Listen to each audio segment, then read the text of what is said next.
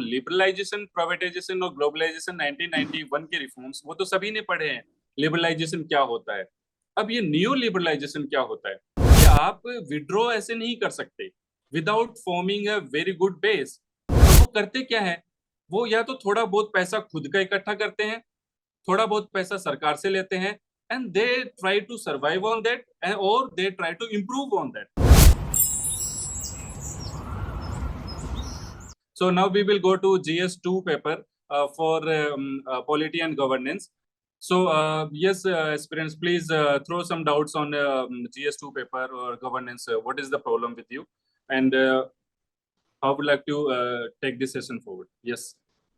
Sir ये governance में जो पॉलिसी मेकिंग डेवलपमेंट प्रोसेस वाला जो टॉपिक है सर, उसके जो क्वेश्चंस है उसमें अगर एक बार वो समझ में आ जाए कि पॉलिसीज कैसे बनाते हैं, प्रोसेस क्या होती है, वो एक बार अच्छे से समझ में आ जाए तो उसके शायद क्वेश्चन ज्यादा अच्छे से मैं स्ट्रक्चर अच्छे से बना सकूंगा। सर एक बार वो समझा दीजिए कि पॉलिसीज बनाते कैसे अच्छे से। Okay. So do you have any particular question in front of you, or would you like me to start generally? Sir एक क्वेश्चन था 2019 का, in the Yes. Context of neoliberal paradigm of development planning, multi-level planning is expected to make operations cost effective and remove many implementation blockages. Discuss. Okay. So see, friends, with respect to politicians, now we are getting very new kind of terminologies, which might not be new as such, but you have maybe you may not have read about them. So it becomes a new thing, and knowing that concept very well is a very crucial to answer that question. For example, here in this question, the word is neoliberal paradigm. So we have to be very much aware about the neoliberal paradigm. So liberalization, privatization और globalization 1991 के reforms वो तो सभी ने पढ़े हैं। Liberalisation क्या होता है। अब ये नियो लिबरलाइजेशन क्या होता है, अगर आप इसको उस कंसेप्ट में लेकर जाएंगे तो 1991 के, so may be you may not fetch good marks.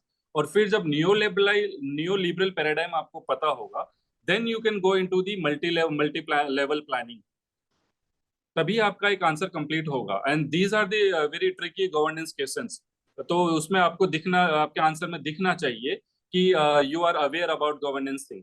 So new liberal paradigm क्या होता है कि जैसे जैसे सरकार ने लिबरलाइजेशन किया, उसके बाद में क्या हुआ, सरकार ने ये सोचा कि अभी प्राइवेट सेक्टर आ चुका है, तो let private sector provide all the service, if not all, maximum of the service, and we as a state should withdraw from these basic things, and we can focus on major state like thing, जो कि security होता है, law and order होता है। तो state ऐसे सोचने लगा कि अब प्राइवेट सेक्टर देख लेगा, ऐसा सोच। लेकिन क्या हुआ, private sector was not that developed कि वो प्राइवेट सेक्टर देख लेता बाकी service to provide this services to such a huge population. तो क्या हुआ, स्ट्रेट विड्रॉ कर गया फ्रॉम द पब्लिक सेक्टर, और प्राइवेट सेक्टर उस गैप को फिल नहीं कर पाया। सो वहां पे वैक्यूम आ गया। अब ये vacuum this is very important. तो अब इसमें मल्टी लेवल प्लानिंग का इश्यू जो है वो यहाँ पे आता है कि आप विड्रॉ ऐसे नहीं कर सकते without forming a very good base to provide public services to 100 crores of population. So here is the multi-level planning, which includes state. State is not a single thing. State means central government, state government, and panchayat bodies. 3 levels of state we know. And other than that, जो भी institutions हैं, सभी का अपना काम है, तो वो तो सर्विसेज प्रोवाइड करेंगे in the name of state. And other multi levels और कौन से होंगे, प्राइवेट सेक्टर। अब प्राइवेट सेक्टर क्या है, प्राइवेट सेक्टर में पीएसयूज भी आ जाएंगी, प्राइवेट बॉडीज आ जाएंगी जो कोर प्राइवेट बॉडीज हैं, and then NGOs and CSO. So ये सभी जितने भी स्टेक होल्डर हैं, जितना आपके दिमाग में आता है, जो भी स्टेक होल्डर, उन सबको आप इंक्लूड करके दे provide the multi level planning. अब ये है basic understanding of the question which you need to have कि न्यू लिबरल पैराडाइम क्या है, मल्टी लेवल प्लानिंग क्या है, और तभी कुछ हो पाएगा। ठीक है। सो ये एक जो की पॉइंट होता है that you have to catch in the questions of governance. And I would suggest, जब आपको वो समझ में आ गया है, then you should be able to provide a case study to that question. For example जिसमें आपको association for democratic reforms ADR है, तो वो ज्यादातर इलेक्शंस के रिलेटेड केस स्टडीज देता है। लाइकवाइज हर टॉपिक के लिए एनजीओ का केस स्टडी, सीएसओ का केस स्टडी, वो आप अगर पुट कर पाते हैं, so that will make your answer very distinct. So in this, I would like to invite Eman also. She is having very good interest in GS2 paper and polity and governance. Eman, please comment on the, please further comment on the question. Sure, sir. The benefits of neoliberal paradigm, as well as how it has, harmed the basic public services. So both should be discussed in the answer. Ki how why neoliberalism was needed, and why it was put in place at the first time, and how it has not able to deliver to the, to the poorest of poor. So this is where the need of multi-level policy making arises. So the whole uh, evolution and need should be drawn in the answer, so to make sure that the demand of question is met. And that is Okay. where we need the multi-level policy making. Probably adding some examples to the answer will also help fetch more marks. So Yogesh, are you getting the point? So it is about first of all knowing the concept. तो GS2 में number कम आने की वजह, या फिर कभी ज्यादातर number कम ही आते हैं GS2 में, एक दो ईयर को छोड़ के, तो ये वजह यही है कि गवर्नेंस का जो टॉपिक है वो नहीं समझ में आ पाता है, and we start writing things जो कि बीटिंग अराउंड द बसेस। तो आप ऐसे ही इसका एक्सरसाइज का तरीका ये है कि आप प्रीवियस ईयर के question starting from the 2013, I would say 13 में सिलेबस चेंज हुआ था, and that was the first exam इस सिलेबस के बेसिस पे। तो 13 के questions are still relevant. Let me tell you, 13 के 2013 के क्वेश्चन जो हैं GS 1 2 3 4 सभी पेपर्स में, they are still relevant.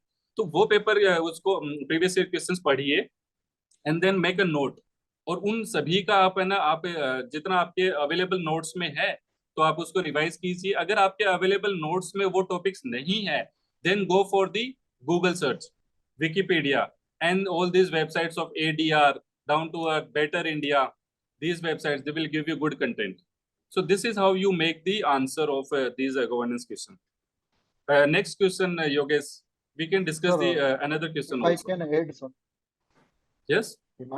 Himanshu, sir, if I can add something. Yes. Sir, in this particular question, I think Ayman ma'am has rightly pointed out that we should give examples. So neoliberal planning में अगर एक successful example देना है तो हम Delhi metro का example दे सकते हैं, जहाँ पर even though it is a private enterprise, but it is helping in achieving the DPSPs, social and economic justice, equality. So the welfare policies are also getting implemented by including the private sector in the planning.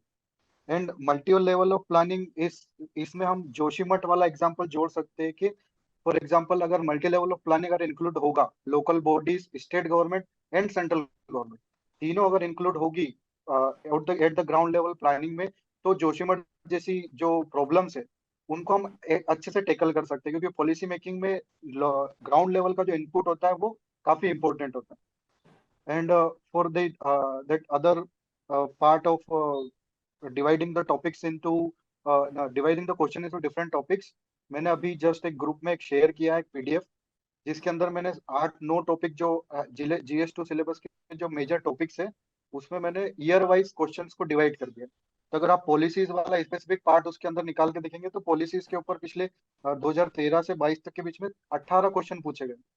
तो it is a very important part of GS2 syllabus. तो आप उसमें देखेंगे तो आपको पता चलेगा कि जो करंट अफेयर में जो मेन चीजें जो चल रही है, जो न्यूज में चल रहा है, जैसे कि फॉर एग्जांपल लास्ट ईयर का 2022 का अगर आप एग्जांपल ले ले तो reforming of direct benefit transfer scheme, और उसी के ऊपर डायरेक्टली क्वेश्चन पूछा गया, और many article before the mains were on this direct benefit transfer schemes. तो अगर हम न्यूज़पेपर का थोरली अगर एनालिसिस करेंगे तो पॉलिसीज वाले क्वेश्चन हम इफेक्टिवली टैकल कर सकते हैं। And yes, about the question on policies, try to get behind the ideas that कि ये क्वेश्चन क्यों पूछा गया है। जैसे मैं हर सेशन में ये बोलता हूँ कि try to read the mind of the examiner, कि ये क्वेश्चन क्यों पूछा गया है। अब हम क्या करते हैं, हम रिसेंट इवेंट्स में चले जाते हैं, which are of past 3-4 months. इतना भी हो सकता है वहां से क्वेश्चन आ जाए, but you should go as far as back as 2-3 years, 2-3 साल पहले का भी क्वेश्चन आ सकता है। ठीक है, तो आप ये एग्जामिनर का माइंड पढ़िए। Okay, so for example as it was discussed कि electronic cash transfer system for the welfare scheme is an ambitious project to minimize corruption, eliminate wastage and facilitate reforms. Comment. So electronic cash transfer. तो अभी question क्यों आया, क्योंकि अभी जैसे ई रूपी की बात हुई थी, तो ये तो अभी, और जैसे अभी सीबीडीसी की बात हो रही है, तो सीबीडीसी तो अभी आरबीआई ने अभी उसको एग्री किया है, लेकिन ये क्वेश्चन क्योंकि ऑलरेडी आ चुका है, पहले ऑलरेडी आ चुका है, तो उस टाइम पे आप ये सोचिए कि ऐसा क्यों है इलेक्ट्रॉनिक कैश ट्रांसफर। और ये देखिए सेम क्वेश्चन 2013 का है ये, और सेम क्वेश्चन मैं 2023 में डालता हूँ, क्वेश्चन सेम रहेगा, but the content gets changed. आप ये समझिए 2013 में ऐसा क्या हुआ था कि ये इलेक्ट्रॉनिक कैश ट्रांसफर की बात है, तो वहां पे दैट वाज द ईयर जब डीबीटी की बात शुरू हुई थी, डीबीटी की बातें शुरू होने लगी थी, and then it was finally implemented on 1st of January 2015 after 2 years of asking this question. लेकिन अभी आज के कंटेक्स्ट में अगर मैं इलेक्ट्रॉनिक कैश ट्रांसफर की बात करूंगा, तो ई रूपी बताऊंगा, सीबीडीसी बताऊंगा, आधार बेस्ड पेमेंट सिस्टम एबीपीएस ये बताऊंगा, सारी स्कीम्स जो है आज के टाइम पे, पेंशन है, नरेगा का पेमेंट है, ये सारी की सारी चीजें सीडेड, आधार सीडेड हो गई है। सो आंसर चेंज हो जाएगा। उसी कंटेक्स्ट में 2013 के कंटेक्स्ट में आंसर लिखोगे तो you will not fetch a good mark. आज के कंटेक्स्ट में आज के एग्जांपल्स लिखोगे, you will fetch good marks. Other than that, I would like you to comment on each and every keyword of the question. इसमें लिखा पूछा गया है to minimize corruption, so you will have to give sub heading as MN and Himanshu told कि to minimize corruption, DBT corruption को कैसे minimise करता है। टू एलिमिनेट वेस्टेज, कैसे वेस्टेज को वेस्टेज कम करता है, घोस्ट बेनिफिशरीज को हटा देता है, कैसे जिसके लिए इंटेंडेड है, इंटेंडेड बेनिफिशरी जिसके लिए इंटेंडेड है उसी के पास जाता है, और जिस इंटेंडेड पर्पस के लिए है उसी पर्पस के लिए ये इन्वेस्ट होता है। And felicitate reforms, so all these are the reforms, or you can bring another example to say, so these are the things कि आपको ये देखना है कि you are meeting the demand of each and every keyword। और जैसे अभी पहले वाले क्वेश्चन में था, in the neoliberal paradigm of development planning, multi-level planning is expected to make operations cost effective, so you will have to comment on कि ऐसी planning cost effective कैसे होगी। so you will have to give example, cost effective कैसे होगा। remove, and another dimension of the question is to remove many implementation blockage, implementation blockage हटाएगा। इसका example क्या है, प्रगति platform, गति शक्ति प्लेटफॉर्म, ये क्या, ये प्लेटफॉर्म क्यों बने हैं, इंप्लीमेंटेशन ब्लॉकेज जो है उसी को हटाने के लिए तो बने हैं। और उसमें कौन कौन है, that brings to you to question कि मल्टी लेवल्स हैं उसमें 10 मिनिस्ट्री है, ओवर द टाइम वो 10 की सारी मिनिस्ट्री इंक्लूड हो जाएंगी। उसमें अभी स्टेट्स नहीं आ गए हैं, तो अभी स्टेट्स सभी आ जाएंगे धीरे धीरे, समझ रहे। तो ये you will have to comment on each and every keyword of the question. So ऐसे करके पॉलिसी का questions you have to dissect. ठीक है Yogesh? Hello, yeah hello sir. हाँ sir, I just wanted to ask कि जो फर्स्ट वाला question था जिसमें to minimize corruption to reduce wastages, तो इसमें ये तीन चार जो पार्ट्स है दे आर वेरी सिनोनिमस, तो उनका हम एक सब पार्ट नहीं बना सकते, should we address it separately? नहीं, कौन सा सिनोनिमस है, रिफॉर्म्स वाला हो सकता है सिनोनिमस, और बट अगेन जैसे एक बार हमने डिस्कस किया था इन दी एथिक्स पेपर कि हम ABCD है उसको मर्ज करके A एंड B को एक साथ लिखते हैं और C और D को एक साथ लिखते हैं to save time, but this is not a good strategy. आप इसको अगर आप जितना डिस्क्रीट आप आंसर लिखेंगे ना, that will fetch you good marks. अच्छा sir, at times I face this problem, जैसे मैं ट्राई करता हूँ for example if it's a 10 marker question तो उसमें दो पार्ट में डिवाइड कर लूं, एंड 15 मार्कर है तो 3 पार्ट में डिवाइड कर लूं, तो at times I have seen कि 10 मार्कर में 2 से ज्यादा पार्ट डिवाइड करने पे वो स्पेस का बहुत प्रॉब्लम होता है। Sir, can I Okay, answer this? in that case, you can manage the space. Yes, Rajश्री, you would like to say something? Sir GS2 में मुझे लगता है ना, जो कीवर्ड होता है ना क्वेश्चन का, जैसे कि डिस्कस या फिर क्रिटिकली एनालाइज, एग्जामिन, GS2 में स्पेशली ये बहुत इंपॉर्टेंट होता है। और जो प्रॉब्लम दीपक रेफर कर रहे हैं कि कितने पार्ट्स वगैरह, तो दिस जो कीवर्ड है क्वेश्चन का, दैट विल गाइड यू, क्योंकि you can answer one topic, you can write a lot of things in that topic, लेकिन अगर आप वो जो क्वेश्चन है वो फॉलो करो कि डिस्कस करना है, तो आपको फिर पता चल जाएगा कि डिस्कस करना है तो फिर आपको प्रोज कॉन्स और वे फॉरवर्ड लिखना पड़ेगा।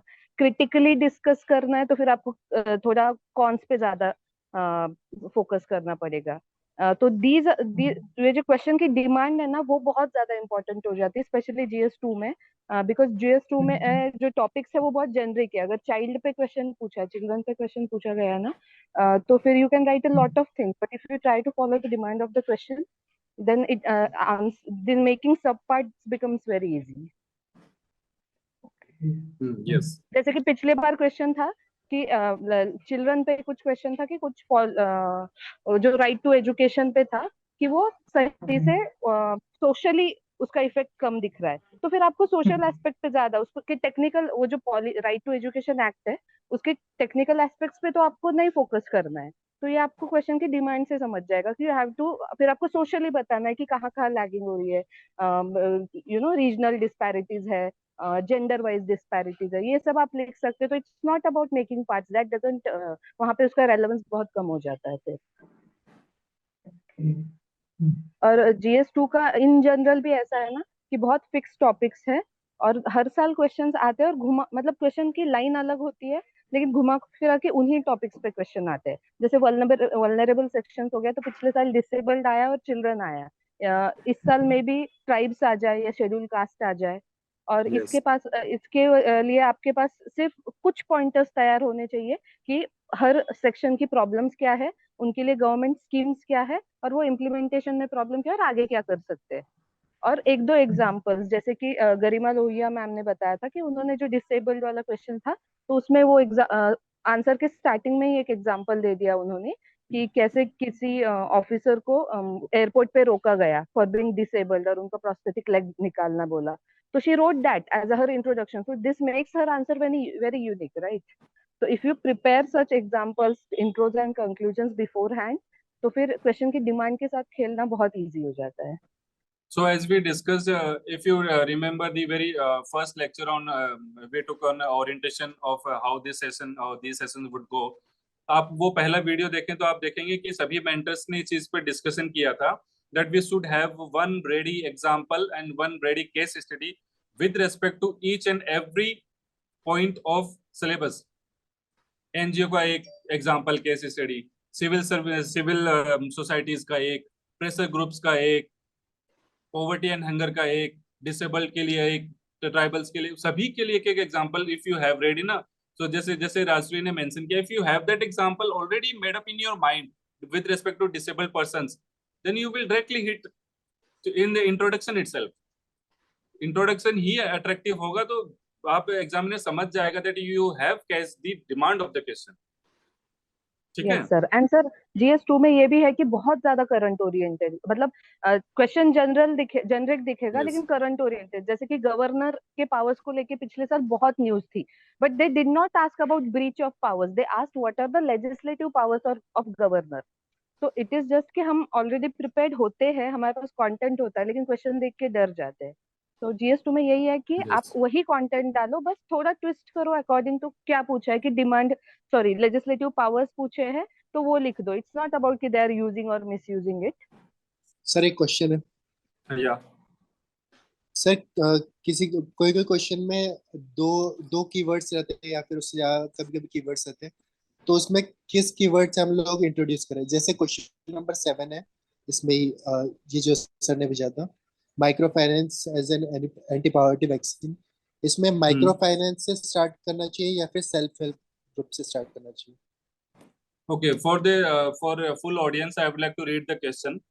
Microfinance as an anti-poverty vaccine is aimed at asset creation and income security of the rural poor in India.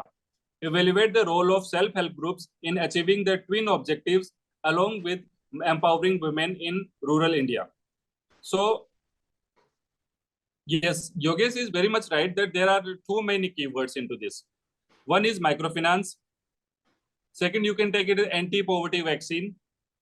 Third, you can take as a asset creation, income security, इसको एक मान लेते हैं. And then for rural poor, एक subset है rural poor, but फिर question के आगे उन्होंने पूछा एम्पावरिंग वुमेन, तो ये एक और सबसेट बन गया. रूरल पुअर में तो मेन और वुमेन दोनों आ जाएंगे, लेकिन evaluate you have to evaluate the role of SHG in empowering women, तो ये एक और सबसेट बन गया. और फिर एक सेल्फ हेल्प ग्रुप, तो अगर बाद में ये एक और कीवर्ड है in achieving the twin objectives along with empowering women. तो काफी कंफ्यूजिंग हो गया. नाउ सी, यहाँ पर हमें पूरा का पूरा यहाँ पे self help group is the main word, because you have to evaluate the role of self help group in achieving twin objectives. तो ऑब्जेक्टिव दो हैं सेल्फ हेल्प ग्रुप के, जो है one is asset creation and another is income security. इसी में दिया है self help group. Now when you see the concept of self help group which came in around 1992, और जितने भी आप आर्टिकल्स पढ़े या फिर अपने करंट अफेयर्स पढ़े, you will always see that self help group के साथ में linkage bank linkage program PLP include किया जाता है. तो सेल्फ हेल्प ग्रुप का जो कॉन्सेप्ट है that evolve around the micro finance only. So आपका यहाँ पर कीवर्ड सेल्फ हेल्प ग्रुप है, no doubt, but if you have prepared an example और case study which includes microfinance, then you will be able to hit 2 targets with 1 arrow. और self help group का पूरा concept ही micro finance के around है, क्योंकि इसमें बाकी देखो बाकी लाइवलीहुड जो सरकार दे रही है सिंगल इंडिविजुअल को, या फिर सरकार या फिर प्राइवेट जॉब, सरकारी जॉब्स हैं अलग अलग, वो अलग चीजें हैं. सेल्फ हेल्प ग्रुप काफी वो इंडिविजुअल हैं, और self help group more than 2, more than 5, more than 10 individual एक साथ मिलकर बनाते हैं. और वो करते क्या है, वो या तो थोड़ा बहुत पैसा खुद का इकट्ठा करते हैं, थोड़ा बहुत पैसा सरकार से लेते हैं, and they try to survive on that और they try to improve on that. So self help group always comes with the finance thing, कि अगर आपको माइक्रो फाइनेंस नहीं पूछा है सेल्फ हेल्प ग्रुप से, still you should include the micro finance. और micro finance के साथ में सेल्फ हेल्प ग्रुप नहीं पूछा है, तो still you should include the SHG. Yes Rajshri. हाँ योगेश, यहाँ कैसा है ना, सेल्फ हेल्प ग्रुप सिलेबस का एक टॉपिक है, और उससे रिलेटेड जितने भी क्वेश्चंस PYQs में है, आप नोटिस करोगे कि सारे माइक्रो फाइनेंस पे बेस्ड है. Micro Yes. फाइनेंस पे बहुत बार पूछा गया है. तो सर ने करेक्टली बोला कि SHG is based on micro finance. और आप बोल रहे थे कि फोकस किस पे करना है स्पेशली स्टार्ट करते वक्त, तो आपके सिलेबस के टॉपिक पे कीजिए कि सिलेबस में माइक्रो फाइनेंस नहीं है, एसएचजी है, right. Micro finance is a subset of SHG, कि उसका मतलब एसएचजी के थ्रू माइक्रो फाइनेंस प्रमोट हुआ है. तो you can always start with SHG, और फिर इंट्रोडक्शन में ही माइक्रो फाइनेंस भी इंक्लूड करो कि how is SHG has proved to be a great tool to provide micro finance. Okay. तो सिलेबस का जो टॉपिक है ना, एथिक्स में भी ये लागू होता है, GS2 में भी, कि आप पहले देखो कि क्वेश्चन किस सिलेबस के किस टॉपिक पे पूछा गया है, फिर वहां पे फोकस करो, तो आपका आंसर लिखना इजी हो जाएगा. ठीक है. सर मुझे एक चीज ऐड करनी है, जैसे राजश्री ने बोला कि बिकॉज वो सेल्फ हेल्प ग्रुप सिलेबस का टॉपिक है, तो ऑब्वियसली वो सबसे बड़ा कीवर्ड है यहाँ पे, और हमें उसको रिलेट करना है with asset creation and income security, जो 2 सब कीवर्ड्स हैं, in light of empowerment of women in rural India. ये सारी चीजों का ध्यान में रख के पॉइंट क्रिएट करना है. बट अगर आप माइक्रो फाइनेंस के बारे में कुछ लिखना चाहते हैं, तो या फिर लाइक राजश्री सजेस्टेड कि आप इंट्रोडक्शन में माइक्रो फाइनेंस डाल दो, या आप एक छोटा सा डायग्राम बना सकते हो how micro finance works and how self help group helps to create those micro finance organisations in the rural ecosystem.